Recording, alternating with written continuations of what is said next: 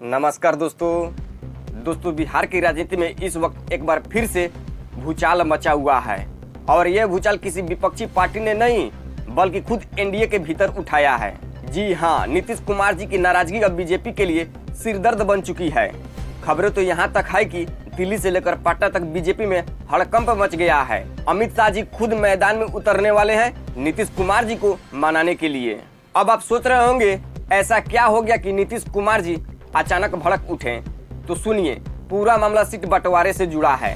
Seat sharing का नया drama. BJP पहले 101 सीटों पर लड़ने की तैयारी में थी, लेकिन अब कहा जा रहा है कि उसने अपनी 2 सीटें जेडीयू को देने का फैसला कर लिया है। वो सीटें कौन सी है? पहली कहलगांव और दूसरी काराकाट। पहले तो काराकाट सीट से पवन सिंह जी का नाम चल रहा था, लेकिन अब अचानक से सीट को जेडीयू के खाते में डाल दिया गया है। कहलगांव सीट के पीछे की कहानी और भी दिलचस्प है, क्योंकि जेडीयू के एक सांसद ने नाराज होकर नीतीश कुमार जी को इस्तीफा भेज दिए थे।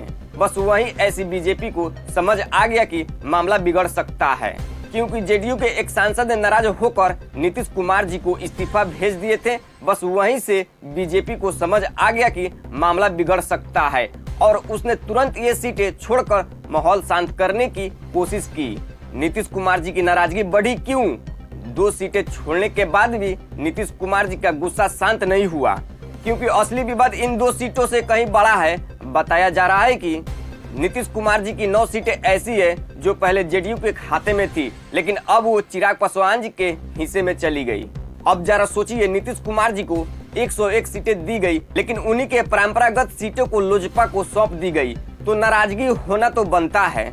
नीतीश कुमार जी को साफ लगने लगा कि बीजेपी चिराग पासवान जी को ऊपर उठाने के लिए जेडीयू को कमजोर कर रही है, और बस यहीं से शुरू हुआ असली सियासी तूफान, नीतीश कुमार जी का पलटवार।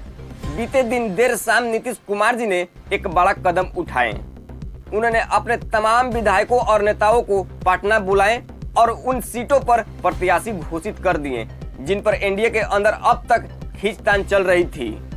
बताया जा रहा है कि उन्होंने 7 सीटों पर सिंबल तक बांट दिए। इनमें भोरे, सोनवारसा, राजपुर, जमालपुर, वैशाली, मोकामा और झाझा जैसी सीटें शामिल है। अब बीजेपी को समझ आ गया है कि नीतीश कुमार जी को बैक फुट पर नहीं बल्कि अब ओपन चैलेंज मूड में हैं।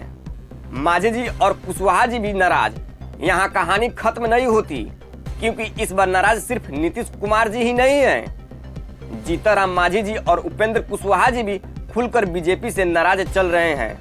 मांझी ने तो साफ कह दिया, हम नीतीश कुमार जी के साथ हैं और चिराग पासवान जी के खिलाफ मैदान में उतरेंगे। बताया जा रहा है कि मांझी जी 2 सीटों बोधगया और मखदुमपुर अपने प्रत्याशी उतारने वाले हैं, जो चिराग पासवान जी के उम्मीदवारों के सीधे मुकाबले में होंगे। यानी एनडीए अब एक नहीं बल्कि 2 हिस्सों में बंटता दिख रहा है। एक तरफ नीतीश कुमार जी और मांझी जी और कुशवाहा जी, और दूसरी तरफ भाजपा और चिराग पासवान जी।